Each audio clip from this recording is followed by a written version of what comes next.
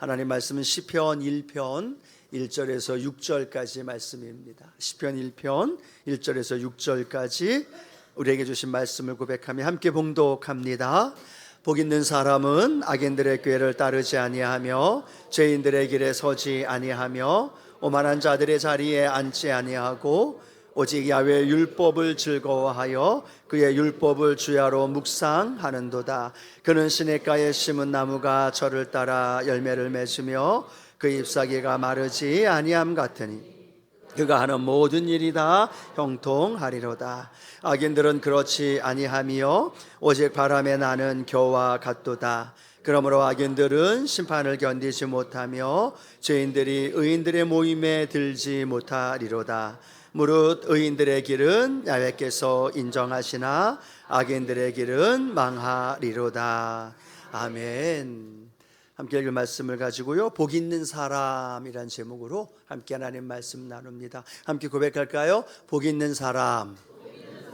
옆에 계신 분들하고 인사하며 고백합니다. 우리는 복 있는 사람입니다. 함께 인사해 볼까요? 우리는 복 있는 사람입니다. 아멘. 오늘부터는 시편에 대해서 함께 말씀을 나눕니다. 이 시편은 하나님의 사람이 삶에서 다가오는 수많은 경험, 희로애락, 때로는 상처와 또 기쁘고 즐거운 여러 가지 일들을 하나님 앞에 고백하고 또 하나님 앞에 찬양하면서 지은 시입니다. 몇 편이 되어 있을까요? 150편이 되는 시가 담겨져 있습니다. 그럼 그 안에 담겨져 있는 내용들도 참 많겠죠. 감사의 시도 있고 찬양의 시도 있고 삶이 힘들고 어려워서 비탄하는 비탄시도 있고 탄원시도 있고 각종 여러 가지 주제별로 성경에 나와 있는 다윗과 아삽, 고라자손, 솔로몬, 모세 많은 사람들이 함께 그의 삶을 살아가면서 부딪히는 삶의 문제들을 하나님 앞에 고백하며 지은 시가 바로 이 시편이다라고 생각하면 좋습니다. 오늘 여러분은 어떤 시의 내용을 하나님 앞에 짓고 싶으십니까? 감사의 시 원하시면 아멘. 예, 때로는 삶이 무겁고 힘들 때 좌절과 낭망이 아니라 비탄, 이 비탄은 원망과 불평이 아니라 감사와 하나님을 신뢰하는 시로 바뀌어지는 시거든요. 각종 이 시의 모습을 시편을 통해서 우리가 고백하며 배우면서 저와 여러분의 삶에 다가오는 희노애락의 많은 문제들을 하나님의 은혜 안에 넉넉히 풀어가는 우리 순복음의 성도님들 되어지기를 주님의 이름으로 축복합니다. 그래서 오늘 시편 1편을 함께 말씀을 나눌 텐데요, 시편 150편의 1편은 그 시편 150편의 전체의 문을 열고 들어가는 시와 같아요. 또 어떤 분은 이 시편 1편은 시편 150편의 전체의 내용이 함축되어 있다. 아니다. 시편만이 아니라 구약과 신약, 우리 모든 성도들의 삶의 현장 안에 다가오는 많은 일들 속에 하나님이 부어주시는 은혜가 이 시편 1편 안에 담겨져 있다라고 말씀들을 합니다. 그래서 오늘 시편 1편을 우리가 함께 말씀을 나눌 때 저와 여러분에게 삶의 현장 안에 하나님의 큰 은혜가 함께 하기를 주님의 이름으로 축복합니다. 그런데 오늘 시편 1편이 시작되어지면서 뭐라고 선포하고 있어요? 가장 첫 번째 단어와 연결되어 있는 말씀이 뭐냐면 복 있는 사람은 이라고 설명을 합니다. 세상에 사는 많은 사람들은 복 받기를 원하고 행복하기를 원하죠. 여러분 복 받으신 분이신가요? 복이 있으신 분이신가요? 아멘 하시는 분도 계시고 아직 확실하게 답을 못 하시는 분들도 계시고, 아니야 나는 지지리도 복 받은 인생, 그 복 받지 못한 인생이야 라고 생각하면서 자신의 삶을 한탄하기도 하고 원망하며 불평하시는 분들도 있을 거라고 생각합니다. 모두가 다 복 있기를 원하고 복 받기를 원하고 행복하기를 원하지만 다 그렇게 살아가나요? 아니요, 그렇게 살지 못합니다. 근데 더 안타까운 건 뭐냐면 예수 믿는 사람들도 똑같다는 거예요. 예수 믿는 분이나 안 믿는 분이나 행복하다, 복 있는 사람이다 라는 거에 대해서 물어보면 전부 다 다르게 이야기를 하면서 자기가 얼마나 많은 걸 소유하고 얼마나 많은 것을 누리고 살아가는가, 원하는 것을 이루었느냐, 또 건강하게 살아가느냐, 이런 외적인 것을 통해서, 세상적인 기준, 가치관을 통해서 나는 복이 있는 사람이다, 나는 복이 없는 사람이다 라고 이야기하고 있다는 거죠. 여러분, 제가 여러분 복이 있는 사람입니다 라고 말씀드릴 때 여러분 아멘이라고 고백했는데, 그 옆에 계신 분이 여러분보다 더 많은 것을 가지고 있고, 옆에 계신 분의 자녀가 여러분 자녀보다 더 잘 나가. 그럼 여러분 어떤 생각해요? 나는 복 있는 사람이라기보다는 복 없는 사람이다 라고 생각할 때도 많고, 그 복의 개념이 흔들릴 때도 많다라는 겁니다. 그 이유는 그 기준이 세상적인 기준이고 세상적인 가치관으로 바라보기 때문입니다. 그런데 성경에 나오는 복, 행복, 그것은 세상의 기준과 같을까요? 다를까요? 달라요. 오늘 여기 나오는 시편 1편에 나오는 복 있는 사람은 이라고 말하는 이 복은 어떤 의미를 갖고 있느냐 하면 똑바로 가다라는 의미를 갖고 있어요. 같이 한번 고백할까요? 똑바로 가다. 어디로 똑바로 갈까요? 하나님께로 똑바로 가는 거죠. 그럼 반대로 죄가 뭘까요?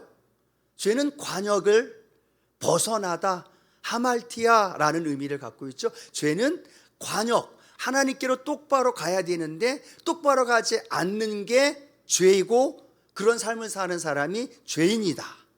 복 있는 사람은 어떤 사람이에요? 하나님을 향하여 똑바로 걸어가는 사람, 바로 저와 여러분인 줄로 믿습니다. 오늘 이렇게 예배의 자리에 나온 것, 누구에게로 나아가는 거예요? 하나님께로 나아가는 거예요. 하나님께 나아가기 위해서 오늘 이 자리에 나온 줄로 믿습니다. 또 이 복이라는 단어는 하나님께로 나아가는 것만이 아니라 나아가면서 하나님께서 부어주시는 번영, 성공, 축복, 형통, 그 모든 것이 포함되어져 있는 것을 의미할 때 복이란 단어를 사용하고 있다는 거죠. 그럼 오늘 여러분, 우리가 하나님께로 나아가는데 삶에 있어서 하나님이 저와 여러분에게 번영과 번성과 축복과 형통의 은혜를 부어주신 줄 믿습니다. 그게 아멘 하고 저절로 막 감격해서 은혜롭게 이게 고백되어질 때는요, 저와 여러분이 내가 복 있는 사람이다라는 걸 스스로 인지하며 살아가게 되어진다는 거죠. 그런데 억지로 우리는 복 있는 사람입니다 외쳐야만 아멘이라고 고백할 것이 아니라 삶의 자리에 복 있는 사람으로 날마다 우리가 살아가기를 축복합니다. 그래서 시편 1편을 시작하면서 이 시인은 선포하는 거예요. 우리 믿음의 사람들, 하나님 앞에 나아가는 사람들은 다 복 있는 사람입니다. 아멘이 좀 나올 줄 알았는데 아멘이 안 나와. 다시 한번, 이 시편 기자는 그걸 고백하는 거예요. 예수님 믿고 하나님 자녀가 되어서 하나님께로 나아가는 우리 믿음의 사람들 모두는 복 있는 사람입니다. 예, 무엇을 하기 때문에 복이 있는 게 아니에요. 무엇을 얻었고 소유했고 내가 그것을 누리고 있기 때문에 복 있는 사람이 아니라는 거예요. 내가 지금 하나님을 향해 걸어가고 있으면 그 삶의 자리에 주님이 주신 은혜가, 내게 주신 한없는 사랑이 그게 느껴지고 그것이 아멘 고백되어지는 그 사람이 복 있는 사람이고, 그 사람에게 하나님이 필요한 놀라운 일들로 공급하시고 채워주십니다. 그래서 오늘 여러분 다른 설교 내용 다 잊어버려도 좋아요. 단 한 가지, 나는 복 있는 사람이다. 이것이 여러분 안에 믿어져야 돼요. 그리고 분명해야 돼요. 누가 뭐래도 있고 없음의 문제가 아니라 내가 지금 당장 사방에 우겨 싸움을 당하는 환경이 다가와도 그건 중요하지 않아요. 나는 복 있는 사람인 거예요. 요 앞에만 아멘하고 양옆에는, 성가대는 왜 아멘을 안 하는 거예요? 다시 한번, 나는 이미 복 있는 사람인 거예요. 이게 인정되어지고 걸어가는 삶에 그 복이 우리의 삶 가운데 부음받아지는 거고, 그 삶의 자리로 걸어가는 거죠. 세상 사람들은 복을 쫓아갑니다. 돈을 쫓아가요. 물질을 쫓아가요. 그런데 그게 만족스러워지나요? 만족하지 못하니까 갈등하고 힘들어하며 탄식하는 거예요. 근데 우리 믿음의 사람들은 뭐예요? 성경은 이렇게 얘기하죠. 이미 우리는 복 있는 사람입니다. 그것이 내 안에 믿어지고 확신을 가지고 걸어가며 살아갈 때 그 복이 우리에게 다가오는 거예요. 그것이 내 것이 되고 또 다른 사람보다는 적어도 그게 내게 은혜가 되고 복으로 느껴지는 거. 여러분, 그게 은혜고 그게 복이고 그게 믿음의 사람들의 삶의 모습일 줄로 믿습니다. 그래서 오늘 시편 기자는 복 있는 사람입니다 라고 선포를 한 다음에 그 사람들의 삶은 이렇게 살아가야 됩니다 라고 설명합니다. 자, 그러면 복 있는 사람인 저와 여러분은 어떠한 행동, 어떠한 삶을 살아가야 될까? 첫 번째 기록되어 있는 말씀인데요, 시편 1편 1절 말씀 같이 한번 읽어봅니다. 복 있는 사람들은 악인의 꾀를 따르지 아니하며 죄인들의 길에 서지 아니하며 오만한 자들의 자리에 앉지 아니하고 라고 말합니다. 복 있는 사람이 피해야 하고 잊지 말아야 하고 머물지 말아야 할 것들에 대해서 1절은 설명을 하는데요, 1절을 다시 한 번만 좀 보여주시면 그 말씀 안에 세 종류의 사람이 나옵니다. 어떤 종류의 사람이 나오냐면 첫 번째는 악인, 두 번째는 죄인, 세 번째는 오만한 자. 다음 슬라이드를 보여주시겠어요? 악인과 죄인과 오만한 자가 나와요. 그렇죠? 악인은 하나님을 거절하는 사람, 하나님을 인정하지 않는 사람, 죄인은 일부러 구체적으로 의도적으로 죄를 짓고 살아가는 사람, 오만한 사람은 자기만 죄 짓는 게 아니라 짓지 않는 사람까지 끌어와서 죄를 짓게끔 만드는 사람이 오만한 사람. 그런데 또 세 종류의 동사가 나와요. 어떤 단어가 나옵니까? 따르다, 서다, 앉다. 따르다는 거는 같이 동조하는 거죠. 서다라는 건 내 삶의 그런 스타일, 생활 양식이 되어지고 나도 그런 사람이 되어져 가는 걸 의미해요. 앉다라는 건 무엇을 의미하냐면 내가 주도적으로 그 하나님을 반항하고 하나님을 거역하는 일을 하고 있는 자리에 앉아 있는 모습이에요. 또 세 종류의 명사가 나오죠. 꾀, 또 하나는 길, 또 하나는 자리라고 표현합니다. 꾀는 충고나 권면, 생각하는 것이겠죠. 그걸 받아들이는 거. 길은 내가 그것이 내 것이 되어져 버려 있는 상태. 그리고 자리는 내가 그것을 주도하면서 악을 꾀하고 살아가는 삶의 모습입니다. 자, 보십시오. 악인, 죄인, 오만한 자, 따르다, 서다, 앉다, 꾀, 길, 자리. 점점 구체적이고 점점 강해지는 죄의 습성이 나타난다는 거예요. 처음부터 악한 사람은 없었다는 거예요. 처음부터 하나님을 거절하는 사람은 없었다는 거예요. 그런데 점점 그 마음속에 어떤 일들이 벌어져요? 악인의 길, 악인의 꾀를 따르기 시작하고 그와 함께 행하는 자를 따라가다가 그 다음에는 자신이 악에 적극적으로 동참하게 되다가 그 다음에는 어떻게 돼요? 자신이 이제는 악을 주도하면서 다른 사람까지 끌어와서 그들을 악한 길로 끌어가는 사람의 모습으로 바뀌어진다는 거예요. 이 세 종류의 동사, 명사, 사람은 죄의 습성을 의미합니다. 작은 것 하나 들어왔는데 그 죄가 가만두는 것이 아니라 어떻게 돼요? 죄는 누룩과 같이 커진다는 거예요. 처음엔 동조했어요. 원망하고 불평하는 사람 이야기에 그래, 그럴 수도 있지, 그래, 맞아 라고 했는데 그 다음 시간이 지나면 어떻게 돼요? 내가 불평해요. 내가 원망해요. 그리고 내가 원망하며 불평하는 것만이 아니라 사람들을 모아놓고 원망하며 불평하며 동조하는 일들이 벌어지게 되어진다는 거죠. 죄의 습성이에요. 여러분, 거짓말하는 거 쉬워요, 어려워요? 쉬워요 하는 말은, 그렇게 고백하는 분은요, 거짓말을 자주 하시는 분이겠죠.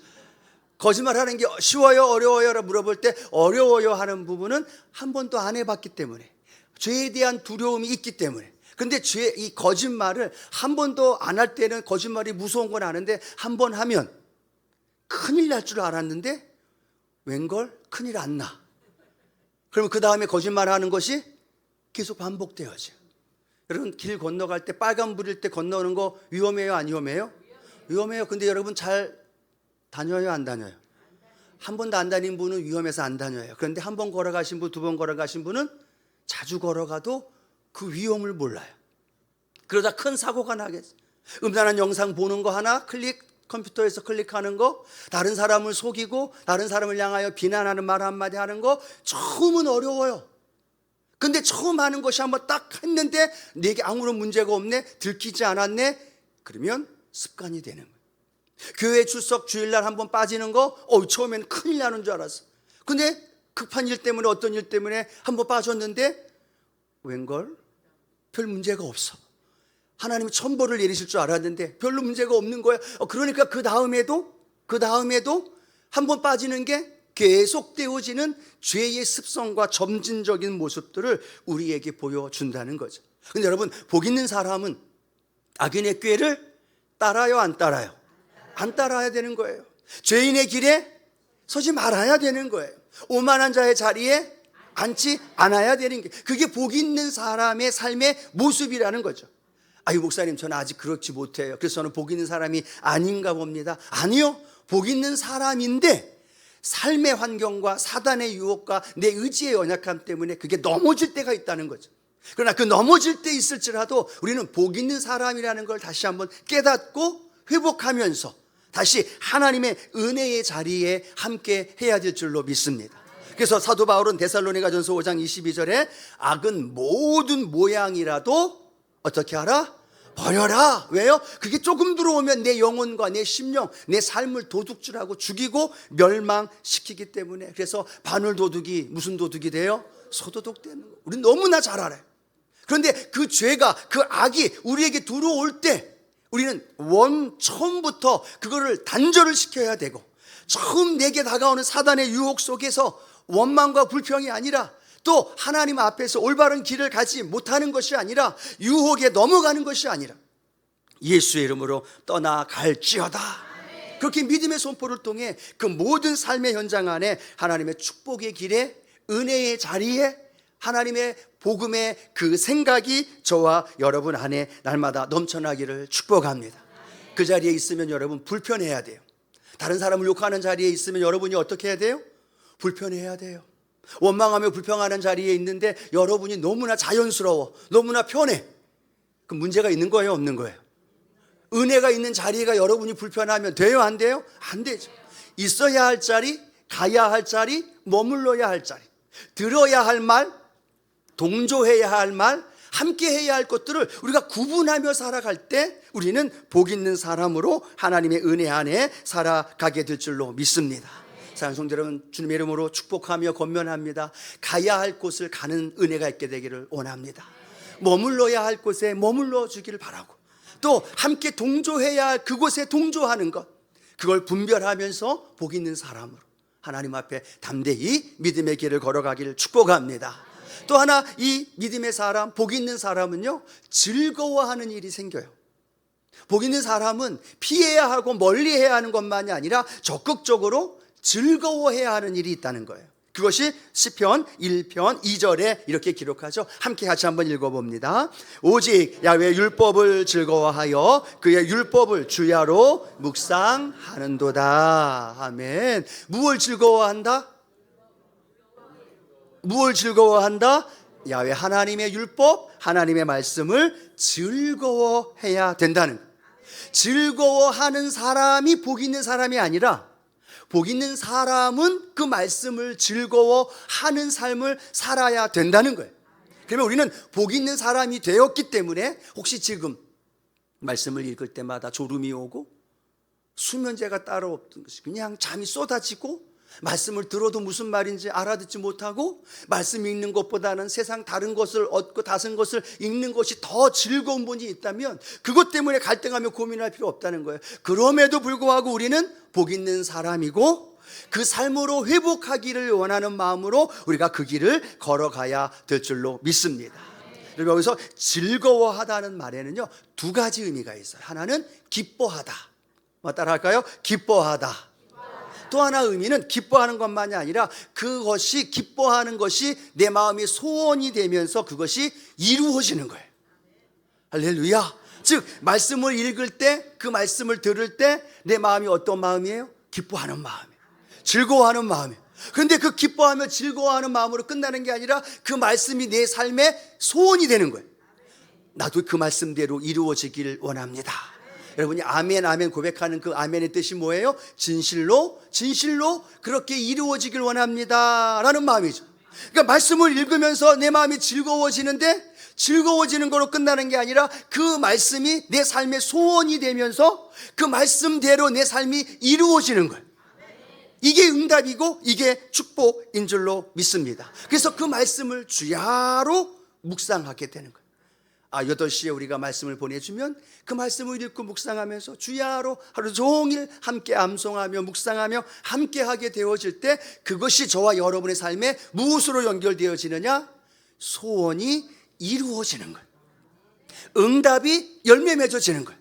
성경 66권에 기록되어 있는 말씀이 내 말씀이 되고 그 말씀이 기록된 말씀이 아니라 내 삶의 응답으로 이루어지는 하나님의 축복의 말씀이 되는 거예요.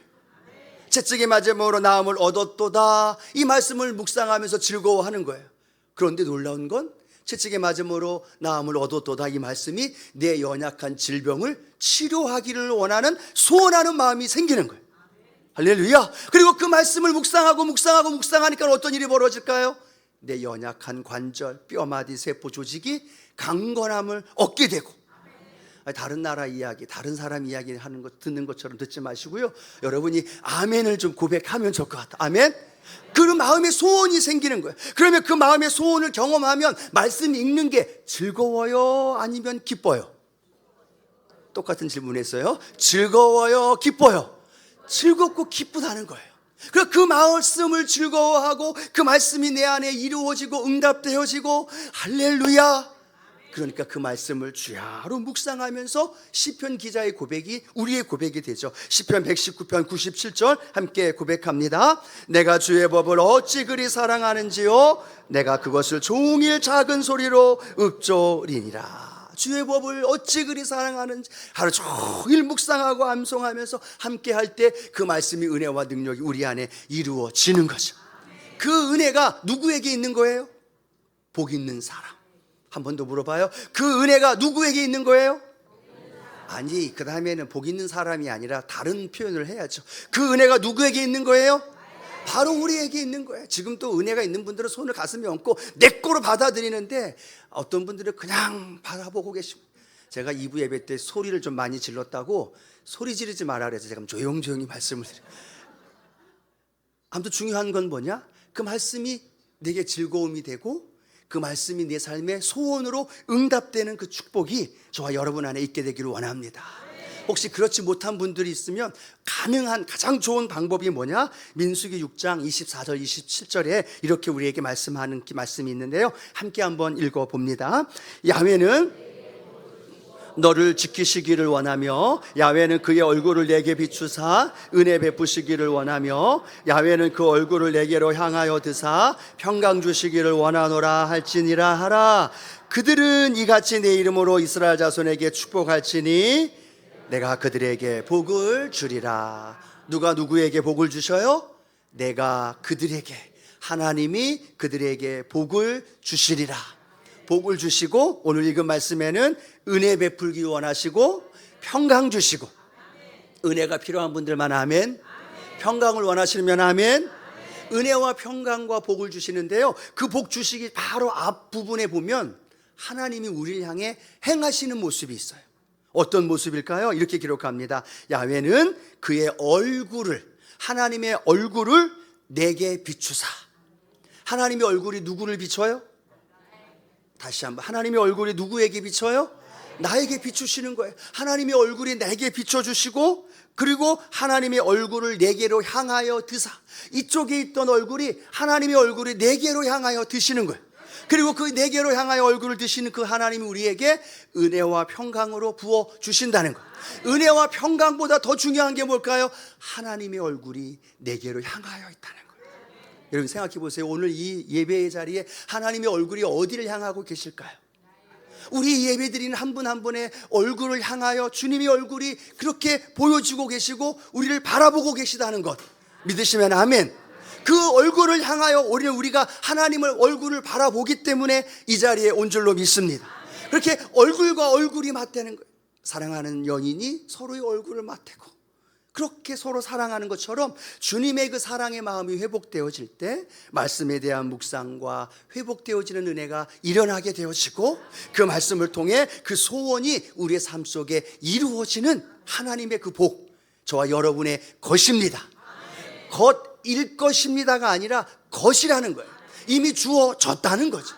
자, 그러면 세 번째, 그 복 있는 저와 여러분의 삶에 어떤 결과가 우리에게 일어나느냐? 시편 기자는 1절에서 3절로 이렇게 우리에게 말씀합니다. 함께 읽어봅니다. 그는 시냇가에 심은 나무가 철을 따라 열매를 맺으며 그 잎사귀가 마르지 아니함 같으니 그가 하는 모든 일이 다 형통하리로다. 아멘. 그는 시냇가에 심은 나무가 철을 따라 열매를 맺으며 잎사귀가 마르지 아니함 같으니, 즉 복 있는 사람을 그로 표현합니다. 아니, 저와 여러분을 그는이라고 표현하고 있어요. 근데 그 그는은 어떤 낱말과 연결되어져 있느냐? 시냇가에 심은 나무와 같다는 거예요. 한번 따라합니다. 나는 시냇가에 심은 나무입니다. 믿으시면 아멘. 이스라엘 백성들은 건기 우기가 뚜렷합니다. 건기에는 비 한 방울 오지 않아요. 모든 나무와 모든 풀들이 다 말라 비틀어져요. 근데 우기 때는 비가 엄청 많이 쏟아져요. 근데 중요한 건 뭐냐면, 우기와 건기와 상관없이 그 나무가 사시사철 푸르르고 그 나무 안에 열매가 맺어지고 그 삶에 그 나무 안에 푸르른 역사가 일어날 수 있는 가장 좋은 방법은 뭐냐면, 그 나무의 뿌리가 시냇가에 심겨지면 돼요.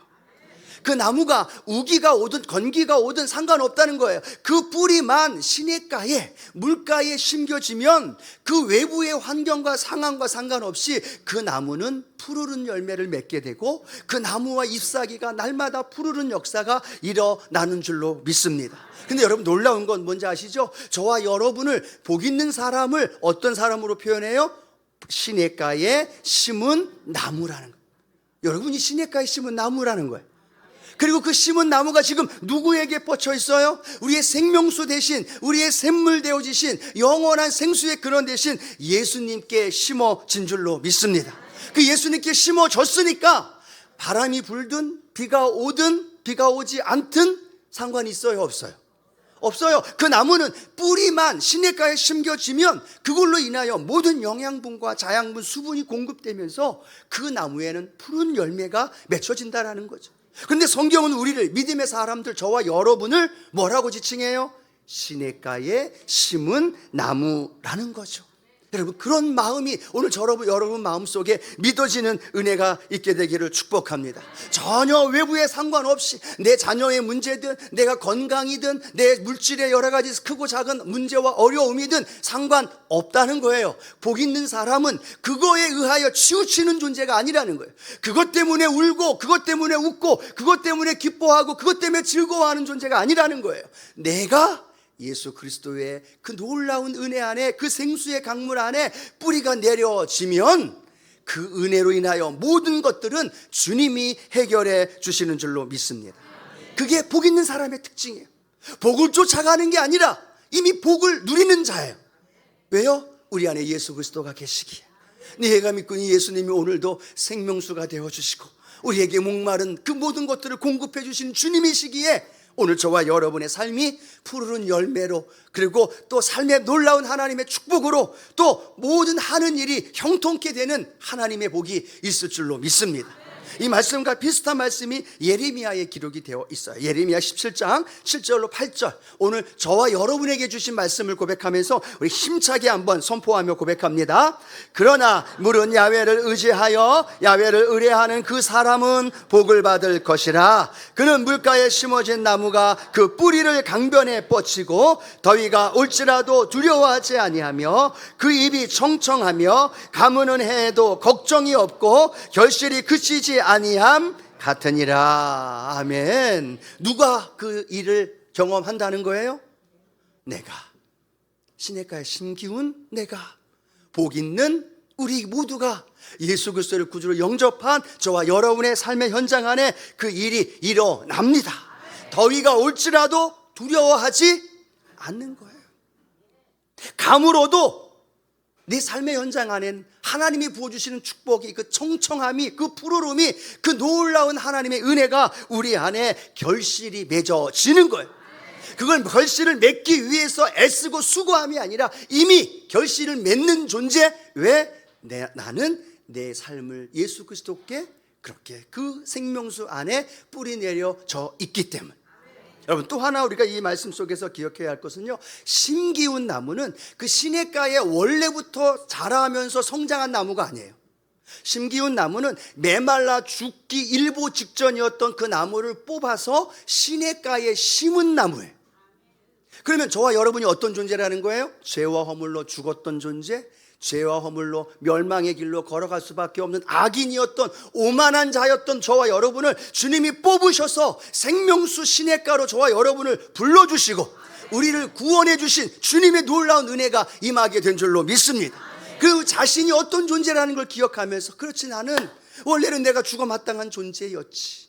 그런데 내가 오늘을 주님께 뿌리를 내리고 주님을 내 주님으로 모셨기에 내 인생은 푸르른 인생이고 하나님의 복의 역사가 나타나는 인생이고, 하는 일마다 안 되는 게 아니라 머피의 법칙이 아니라 하는 일마다 잘 되고 그 삶에 하나님의 놀라운 은혜가 넘쳐납니다. 그 말씀의 놀라운 은혜가 우리 성도님들의 삶에 이루어지게 될 줄로 믿습니다. 또 하나, 마지막 하나만 더 알기를 원하는 건요, 이 말씀은 완료형이 아니에요. 완료형이면 오늘 끝나는 거잖아요. 근데 완료형이 아니라 미완료형이에요.